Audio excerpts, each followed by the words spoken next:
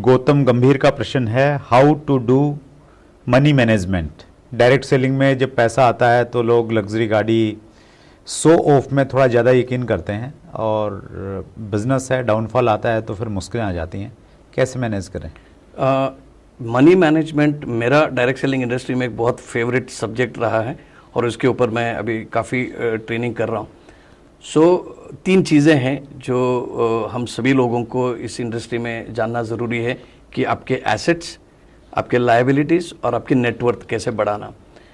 Robert Kiyosaki मेरे personal financial गुरु रहे हैं और उनका जो किताबें जो मैंने शुरुआती दौर में पढ़ी थी उसके आधार पर मैंने जो उनकी जो फ़िलॉसफी है उसको मैंने मतलब फॉलो किया और मैं फाइनेंशियल भी कंफर्टेबल हूँ।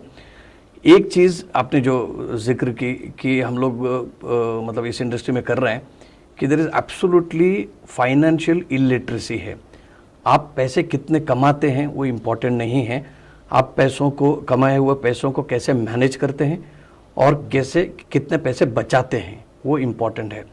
ये फाइनेंशियल एजुकेशन इंडस्ट्री में मुझे लगता है कि काफ़ी हद तक मिसिंग है, क्योंकि लोगों को, सब लोगों को ये बताया जा रहा है कि भाई पैसा कमाओ, पैसा कमाओ, पैसा कमाओ। लेकिन ये पैसा कमाने के बाद में जो भी आप पैसे कमाते हैं एज अ डिस्ट्रीब्यूटर, वो आपका ग्रॉस इनकम है।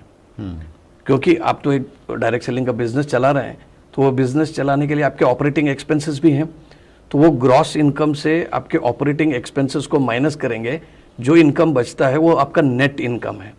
अब ये नेट इनकम से फिर आपको कितना सेविंग करना है, कितना आपके डे टू डे एक्सपेंसेस के लिए करना है और कितना अपना पर्सनल डेवलपमेंट में यूज़ करना है, उसका भी परसेंटेज आपको डिवाइड करना पड़ेगा।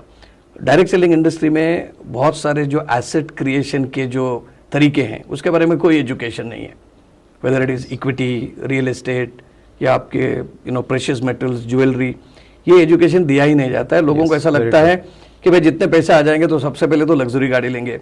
अब लग्जरी गाड़ी इज़ अ डिप्रिशिएटिंग एसेट है, वो उसका कोई अप्रिसिएशन होता नहीं है।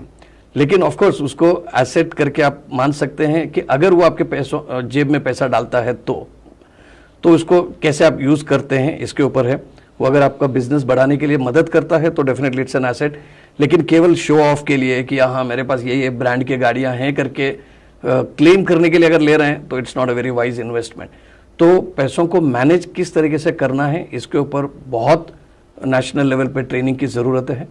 और मनी मैनेजमेंट अगर वो एजुकेशन नहीं है तो इसकी वजह से लोग इमोशनली कि आज इतना पैसा आ गया तो आगे भी आने वाला है, इस कैलकुलेशन में अपने जितने कमाए हुए पैसों को खर्चा करेंगे और they will be staring at liability.